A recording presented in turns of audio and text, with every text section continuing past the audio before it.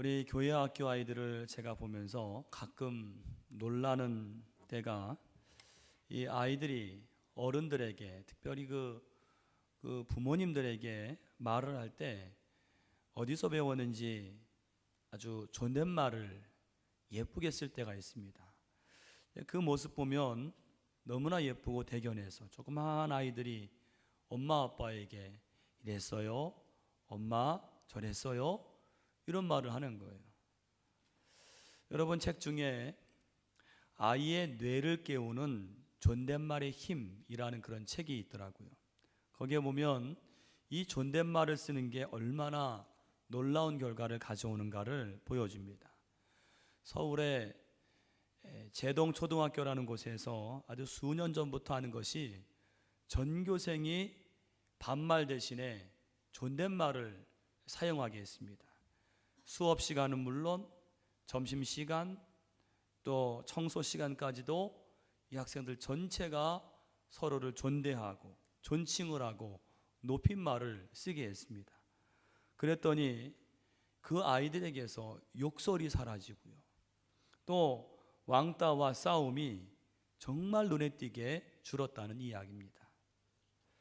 또 그 책에 보니까 게임에 중독이 되고 학교에서 폭력을 휘둘러서 이렇게 관찰 대상이 된 그 가해 청소년들을 이 멘토링을 하는 그런 대학생들이 그 청소년들을 다 지도하고 나서 후기를 썼는데, 그 중에 한 가지 재미있는 내용은 이런 내용입니다.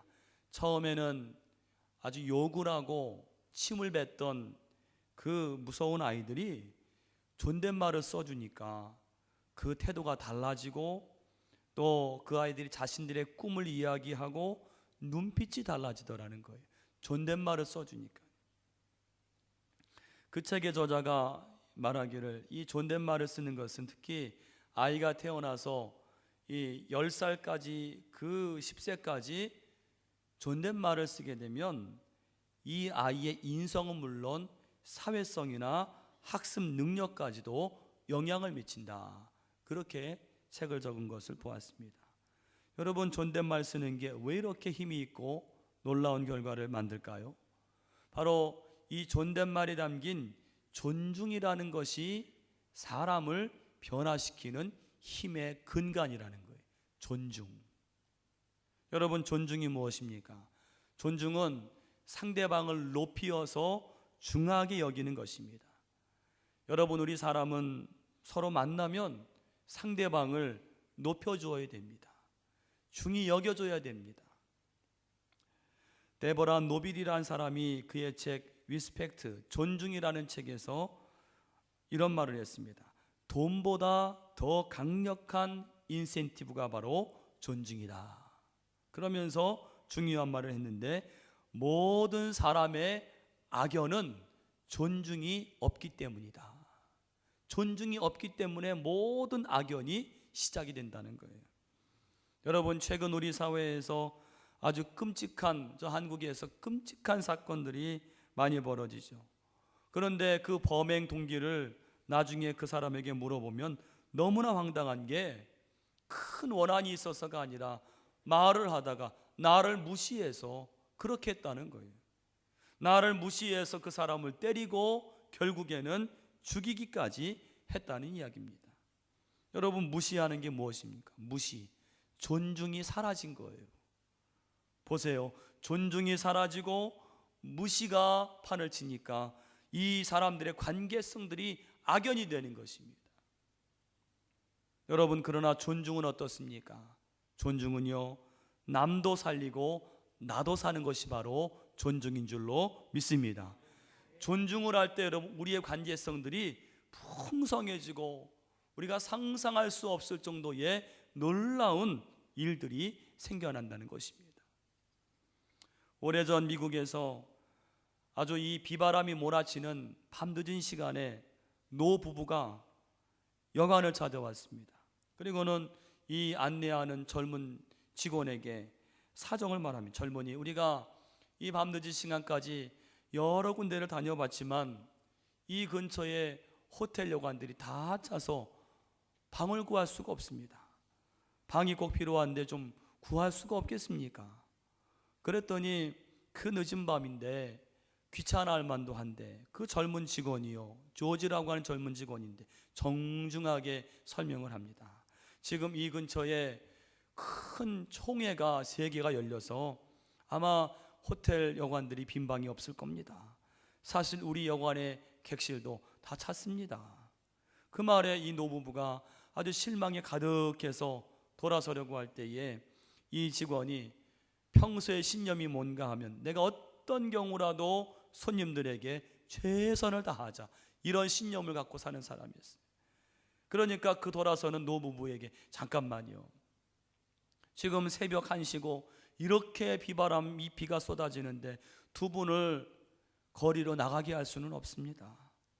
오늘 밤 제 방에서 지내시면 어떻겠습니까? 제 방이 누추하지만 저는 오늘 일을 해야 되기 때문에 제 방을 쓰지 않으니까 제 방을 이용하세요. 이것이 제가 두 분께 드릴 수 있는 최선입니다. 그 노부가 얼마나 그 젊은 직원에 감사하면서 다음날 노신사가 방값을 지불하면서 그 직원에게 말을 하는데 이런 말을 했어요. 당신은 미국에서 가장 훌륭한 호텔 주인이 될 만한 사람이요, 내가 그런 호텔나를 당신에게 지어주겠소. 너무나 엄청난 이야기니까 이 안내인이 그냥 이렇게 덕담으로 농담으로 하고 다 껄껄껄 웃었습니다. 그런데 2년 뒤에 그 젊은이에게 한 초대장과 함께 뉴욕행 왕복 열차 티켓이 왔습니다. 거기에 내용이 뭐냐 하면 비바람이 치던 밤에 찾아왔던 그 부부라고 하면서 자기를 찾아와 주시오, 나를 찾아와 주시오. 근데 이 젊은이가 가면서도 그냥 인사차 오는 것이겠거니 그 뉴욕에 가서 노신사를 만났는데 노신사가 이 젊은이를 데리고 큰 거리에 가서 높은 빌딩을 보여주면서 저 빌딩이 바로 내가 당신에게 운영해 보라고 지어준 호텔이요. 여러분, 그에게 이 호텔을 지어준 사람은 누군가 하면 유명한 윌리엄 왈도르프 아스토리라는 사람. 여러분, 왈도르프 아스토리라는 그 호텔이 뉴욕에 있더라고요. 제가 사진을 보니까 어마어마하더라고요. 그 호텔을 지어서 당신이야말로 이 호텔을 맡을 만한 사람이요. 왜 그렇습니까? 내가 어떤 경우에라도 내 고객에게 최선을 다해서 존중하는 마음으로 행할 때에 그 마음이 감동되어서 이런 사람이라면 이 호텔을 맡을 만하지 않은가. 여러분, 사람에 대한 존중이 가져오는 결과가 이렇게 어마어마한데 하물며 우리 하나님을 이와 같이 우리가 존중할진대. 여러분, 이 예배하실 때 하나님을 존중하시기를 간절히 축원합니다. 하나님께 최선을 다하시기 바랍니다. 그냥 한번 드리는 예배가 아니라 찬송 하나를 불러도 기도를 한번 해도 최선을 다해서 존중하는 마음으로 할 때에 하나님은 그 마음을 꼭 기억하실 줄로 믿습니다. 오늘 30절 말씀 여러분 뭐라 그래요? 30절 뒤에 보니까 나를 존중히 여기는 자를 내가 존중히 여기고 나를 멸시하는 자를 내가 경멸하리라. 사무엘상 말씀입니다. 유명한 말씀입니다. 오늘 저는 하나님이 존중히 여기시는 삶, 어떤 삶인가 3가지로 함께 은혜를 나누기를 원합니다. 첫 번째로 하나님이 존중히 여기시는 삶은 하나님이 먼저가 되는 삶입니다. 하나님이 먼저가 되는 삶. 여러분, 우리 삶에 먼저가 되는 것은 그만큼 나에게 중요하다는 거예요. 가령 우리가 여러분 어디서 근사한 음식을 먹을 때 가장 먼저 마음에 떠오르는 사람이 있지요? 여러분, 왜 그 사람이 내 마음에 가장 먼저 떠오릅니까? 나에게 제일 중요한 사람이에요. 또 우리가 아주 기쁜 소식이 있을 때에 가장 먼저 알리는 사람이 있습니다. 왜 그 사람이 가장 먼저 떠오르고 알려줍니까? 나에게 가장 중요하다는 거예요. 오늘 저와 여러분에게는 무엇이 가장 먼저입니까? 여러분의 인생에는 가장 무엇이 무엇이 가장 먼저입니까? 우리나라 30, 40대 남자 회사원 850명을 대상으로 당신 인생의 1순위는 무엇입니까? 물었더니 응답자 중에 가장 많은 51%가 돈과 일이 가장 중요합니다. 내 인생에 돈과 일이 가장 중요합니다. 다음으로 40%가 가정이 중요합니다. 오늘 저와 여러분은 어떻습니까? 무엇이 여러분 인생 1순위에 있습니까? 한번 돌아보세요. 여러분, 사실 우리 믿는 사람도, 예수 믿는 사람도 돈과 일과 가정 우리에게도 중요해요. 근데 성경은 뭐라고 말할까요? 여러분, 성경도 이것들을, 이런 돈과 일과 가정들을 무시하거나 포기하라고 말씀하지는 않습니다. 다만 그것들 앞에 무엇이 더 먼저 와야 한다고 말해요. 마태복음 6장 31절로 33절에 여러분 잘 아시는 말씀 들어보세요. 그러므로 염려하여 이르기를 무엇을 먹을까, 무엇을 마실까, 무엇을 입을까 하지 말라. 이는 다 이방인들이 하는 것이라. 너희 하늘 아버지께서 이 모든 것이 너희에게 있어야 할 줄을 아시느니라. 그 다음 말씀 중요해요. 그런즉 너희는 먼저 그의 나라와 그의 의를 구하라. 그리하면 이 모든 것을 너희에게 더하시리라. 할렐루야. 이 말씀 보면 우리 하늘 아버지께서는 우리의 모든 필요한 것들을 다 아십니다. 그 모든 것들을 다 주기를 원하세요. 그런데 오늘 중요한 것은 무엇이냐? 너희는 먼저 그의 나라와 그의 의를 구하라. 사랑하는 여러분, 신앙은요, 한마디로 하나님이 먼저가 되는 삶이에요. 한번 따라 하시겠습니다. 신앙은 하나님이 먼저가 되는 삶이다. 하나님이 먼저가 되는 그것이 바로 신앙이에요. 신앙이라고 하면서 하나님이 나중되는 것은 신앙이 아닙니다. 돈도 중요하고 일도 중요하고 가정도 중요하고 다 중요해요. 그러나 신앙은 그 모든 것보다 하나님이 먼저인 삶인 것입니다. 그러므로 여러분, 우리 인생의 1순위는 누굽니까? 하나님이에요. 할렐루야. 오늘 사무엘상 2장의 말씀은, 여러분 아까 읽었던 말씀은 제사장 엘리에게 하나님이 하신 말씀이거든요. 여러분, 엘리가 어떤 사람이지요? 엘리는 여러분 사무엘의 어머니 한나가 자식이 없을 때 그 성소에 올라와서 울며불며 기도하다가 왜 나부터 술이 취했느냐라고 말할 때 나는 술에 취한 것이 아닙니다. 알고는 그 한나를 축복해서 사무엘을 얻게 한 그 제사장입니다. 여러분, 이 엘리는요, 실로라고 하는 성소에서 일생 동안 하나님을 섬기는 그런 제사장이었어요.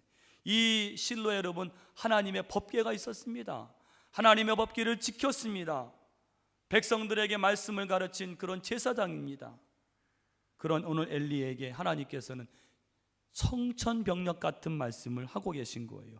30절 말씀이 오늘 엘리에게 하신 말씀입니다. 우리 다시 한번 읽어보겠습니다. 30절입니다. 그러므로 이스라엘의 하나님 나 여호와가 말하노라. 내가 전에 내 집과 내 조상의 집이 내 앞에 영원히 행하리라 하였으나 이제 나 여호와가 말하노니 결단코 그렇게 하지 아니하리라. 나를 존중히 여기는 자를 내가 존중히 여기고 나를 멸시하는 자를 내가 경멸하리라. 아멘. 여러분, 오늘 이 하나님 말씀이 요지가 뭔지 아십니까? 엘리, 너는 나를 존중하지 않았어. 뭐예요? 너는 나를 멸시했어. 여러분, 이게 얼마나 황당하고 얼마나 허무한 노릇입니까? 일생을 바쳐서 하나님 앞에 일생 동안 제사하고 하나님의 제사장으로 살았는데 하나님이 마지막에 말씀하시기를 너는 나를 존중하지 않았어. 무엇 때문일까요? 무엇 때문에 하나님께서는 이 엘리에게 이런 말씀을 하셨을까요?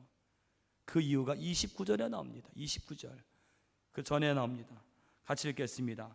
너희는 어찌하여 내가 내 처소에서 명령한 내 제물과 예물을 밟으며 내 아들들을 나보다 더 중히 여겨 내 백성 이스라엘이 드리는 가장 좋은 것으로 너희들을 살찌게 하느냐. 아멘. 여기 엘리의 크나큰 실수가 나옵니다. 무엇입니까? 엘리는 자기 아들들을 너무 사랑하고 아꼈습니다. 아낀 나머지 하나님보다 아들들을 더 중히 여겼다는 거예요. 여러분, 우리가 깨달아야 할 것이 무엇입니까? 부모가 자식을 사랑하는 건 당연하죠. 자식 사랑하지 않는 부모가 어디 있겠습니까? 그런데 우리가 자녀를 위한다고 하나님보다 자녀를 더 위할 때가 있는데 그것은 결코 자녀를 위하는 게 아니라는 것입니다. 오래전에 제가 아는 한 신방 전도사님, 저 서울의 신방 전도사님과 대화를 나누다가 은혜를 받은 적이 있습니다. 이 전도사님이 남편을 일찍 여의고 홀로 되어서 저 지방에서 전도사 일을 하면서 교회를 섬기는데 딸이 고등학교 때 이 딸이 피아노를 곧잘 쳐서 이 음대 피아노과를 준비하게 되었습니다. 근데 이 아이가 원하는, 딸이 원하는 그 음대, 서울의 그 음대 피아노과는 너무나 어려워요. 왜냐하면 거기에 가려면은 말을 들어보니 유명한 교수님을 붙여서 레슨을 받아야 거기에 들어갈 수 있다는 거예요. 근데 이 전도사님 형편이 안 되는 거예요. 여러분 이 딸을 제대로 뒷바라지 못하는 그 엄마의 마음이 어떻겠습니까? 그 전도사님 얘기가 도무지 방법이 없어서 하나님께 그 딸을 맡길 수밖에 없더라는 거예요. 하나님, 어찌 되든 간에 이 딸을 책임져 주세요. 그리고는 이 전도사님은 하나님 일에 더 최선을 다합니다. 딸보다도 하나님을 먼저 하는 거예요. 여러분, 어떤 일이 일어나는지 아십니까? 그분 간증이에요.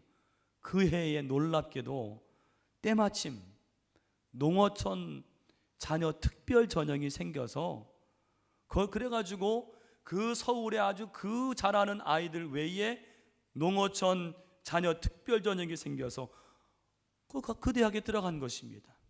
그분 말이 하나님께서 저를 긍휼히 여기셔서 딸을 온전히 맡기고 기도했더니 그 해에 대학 입학 제도까지 변경하셔서 저희 딸을 보내주시더라고요. 할렐루야. 여러분, 하나님을 존중히 여기는 것이 무엇입니까? 내가 사랑하고 내가 중히 여기는 그 모든 것보다도 내 가족, 내 자녀, 돈과 일과 그 모든 것들보다도 하나님이 먼저가 되는 거예요. 여러분, 이 우선순위를 바꾸지 마시기를 간절히 축원합니다. 하나님이 먼저가 되는 것이 신앙이에요. 두 번째로, 어떤 경우라도 하나님이 말씀하신 것을 지키는 것입니다. 어떤 경우라도 하나님이 말씀하신 것은 그대로 지키는 거예요. 여러분, 우리가 누군가를, 어떤 사람을 존중하는 비결은 뭐냐 하면 그 사람이 한 말을 내가 지켜주는 거예요. 가령 어떤 사람이 나에게 당신이 이렇게 안 하면 좋겠습니다. 내 아내가, 내 남편이 당신이 이렇게 안 하면 좋겠습니다. 그렇게 하면 내 마음이 아파요 라는 말을 들었다면, 내가 그를 정말 존중한다면 어떻게 해야 돼요? 그 사람이 말한 것을 기억하고 마음에 기억하고 그것을 하지 않는 것입니다. 그것이 그를 존중하는 거예요. 그런데 오늘 엘리 제사장을 보세요. 여러분, 이 엘리 아들들이요, 2장 12절 이하를 보세요.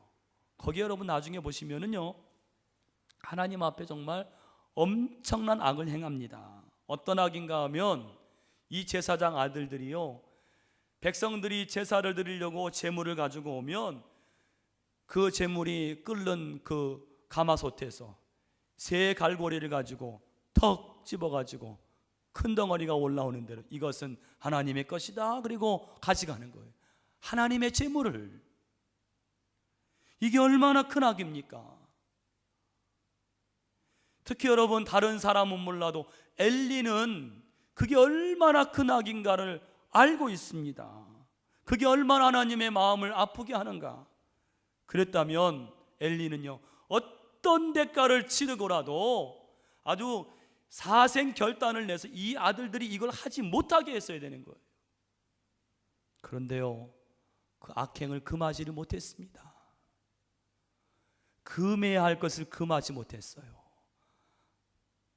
여러분, 하나님 앞에 큰 죄인지를 알면서도 아들들을 금하지 않았어요.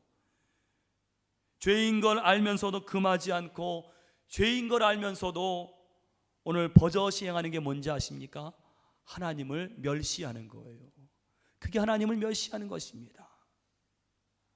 그런데 오늘 다니엘을 보세요. 여러분, 다니엘과 이 세 친구의 가장 큰 특징이 뭔지 아십니까? 다니엘 세 친구 아시죠? 누구죠?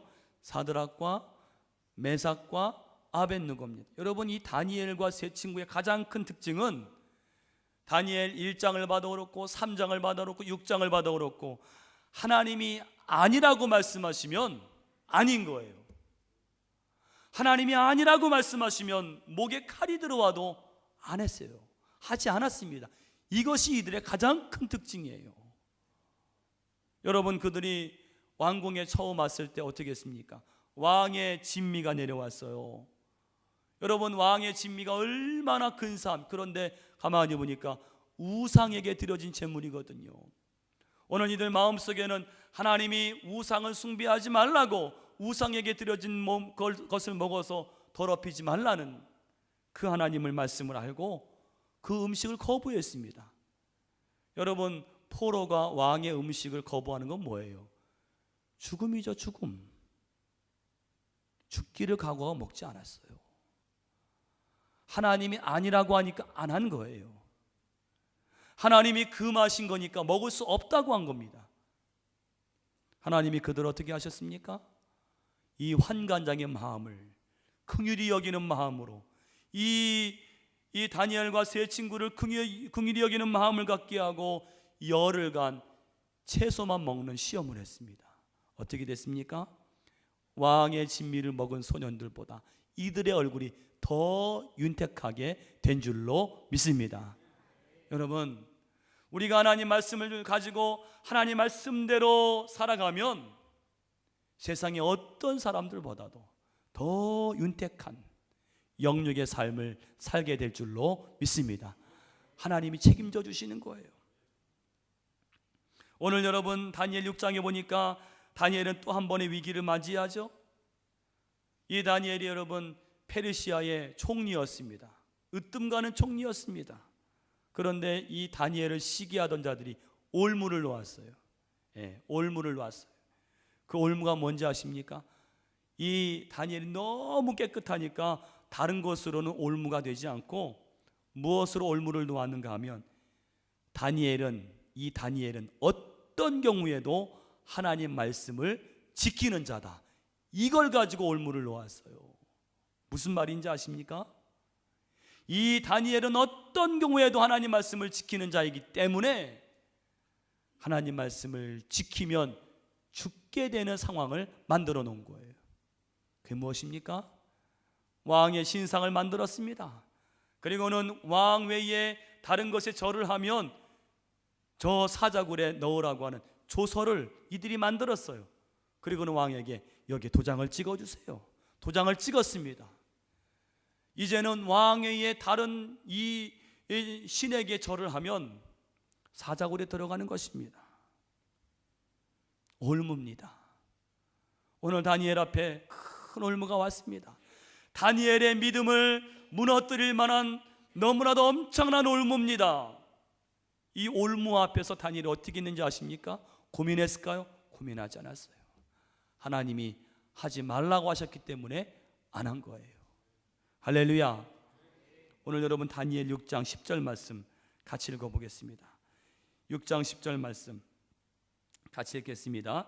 다니엘이 이 조서에 왕의 도장이 찍힌 것을 알고도 자기 집에 들어가서는 윗방에 올라가 예루살렘으로 향한 창문을 열고 전에 하던 대로 하루 3번씩 무릎을 꿇고 그의 하나님께 감사하였더라. 아멘.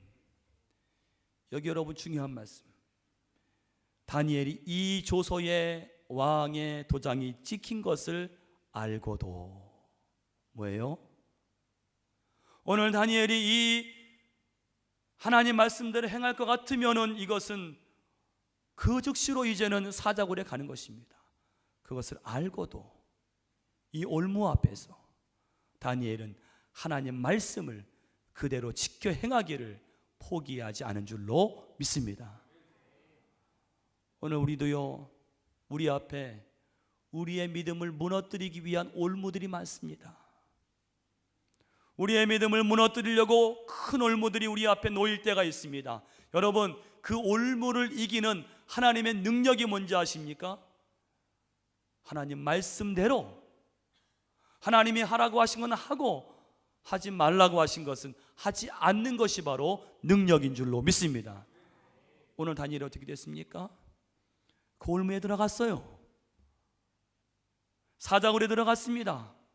사자굴에 들어가기까지도 아무 일이 일어나지 않았는데 사자굴에 들어갔더니 사자가 입을 열어서 다니엘을 먹지 못한 거예요.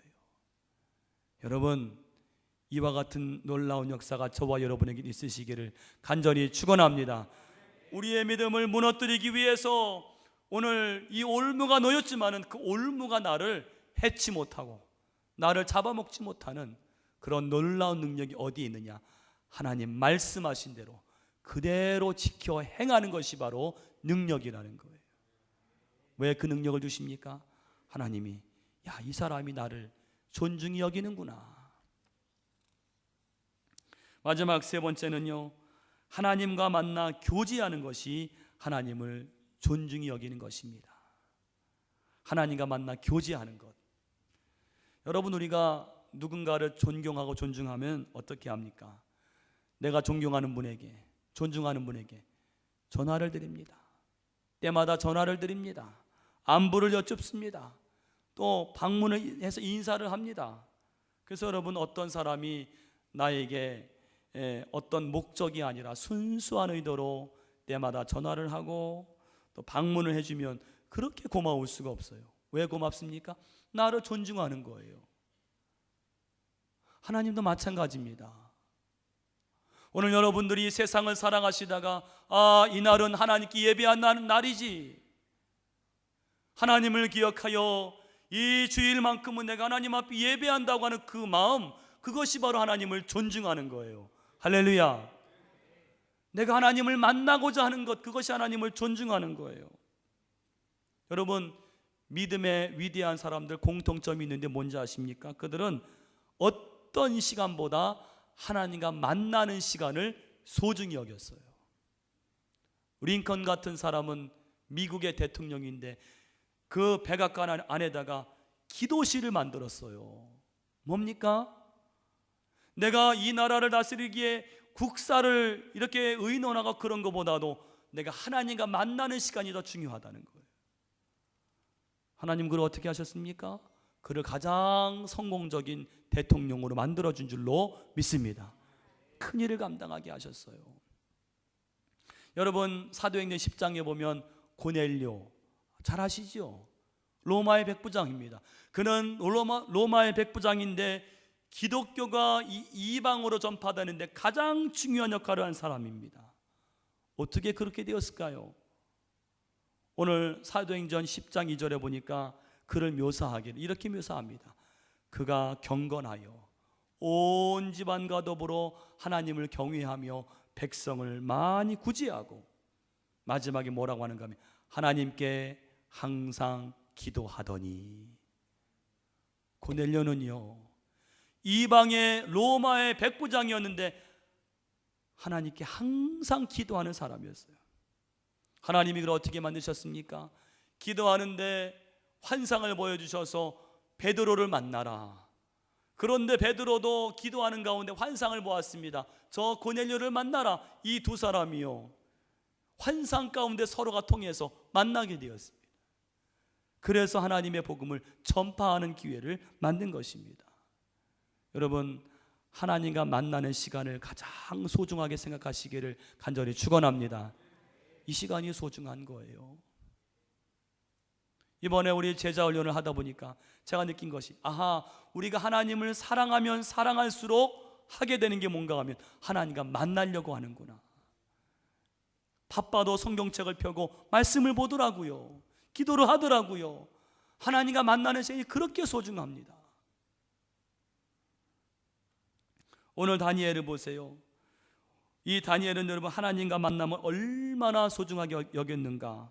여러분 아까 우리 10절 말씀에 다시 한번 6장 10절 말씀을 같이 다시 한번 읽어보겠습니다. 함께 읽습니다. 다니엘이 이 조서에 왕의 도장이 찍힌 것을 알고도 자기 집에 돌아가서는 윗방에 올라가 예루살렘으로 향한 창문을 열고 전에 하던 대로 하루 3번씩 무릎을 꿇고 기도하며 그의 하나님께 감사하였더라. 아멘. 여러분, 다니엘은요, 하나님과 만나는 시간을 뭐라 그래요? 목숨보다 더 소중하게 여겼어요. 여러분, 이 시간이 여러분 하나님과 만나는 이 예배 시간을 목숨보다 소중하게 생각하시는 분 계십니까? 내가 예배한 이 한 시간 내 목숨보다 소중하다. 오늘 다니엘은 그랬어요. 왜냐하면 이 기도를 하고 나면 나를 잡고자 하는 사람들이 이것을 빌미로 왕에게 아뢰고 나는 이제 이 기도를 끝나고 나면 사자굴로 가는 거예요. 그런데 다니엘은 전에 하던 대로 창문을 다 열고 예루살렘을 향해서 하루 3번씩 기도하는 겁니다. 저기에는 나를 잡고자 하는 자들이 뚫어져라 쳐다보고 있습니다. 옳거니 걸렸구나. 여러분, 어떤 사람들은 아니 하나님께 기도하는 게 뭐 그렇게 대단한 거라고 목숨을 걸고 기도하는가? 아니 기도하는 거 어제도 기도하고 그저께도 기도하고 하루 한 번 빼먹는다고 뭐가 어떻게 되나? 그렇게 말할 수 있지요. 그런데 다니엘 어떻게 했습니까? 그 기도 한 번을 포기하지 않았어요. 그 기도 한 번을 포기하지 않았어요. 왜요? 하나님과 만나는 게 목숨보다 소중했어요. 할렐루야. 여러분, 이 예배한 시간 목숨보다 소중하십니까? 하나님과 만나는 게 소중하십니까? 하나님은 그 마음들을 귀하게 여기세요. 아하, 나를 존중히 여기는구나. 나를 존중히 여기는구나. 나를 존중히 여기는 자를 내가 존중히 여기리라. 할렐루야. 여러분, 불의 전차라는 유명한 영화가 있습니다. 불의 전차. 그 주인공이 에릭 리들이라고 하는 사람입니다. 이 에릭은 영국 선교사의 자녀였기 때문에 어려서부터 이 중국 천진에서 출생을 해가지고 먼 거리를 어려서부터 걷고 달리고 하면서 육상에 탁월한 재능을 보였어요. 그래서 그가 영국의 대학생 시절에 영국 단거리 육상 대회에서 1등을 석권을 했습니다. 몇 년간의 석권을 했습니다.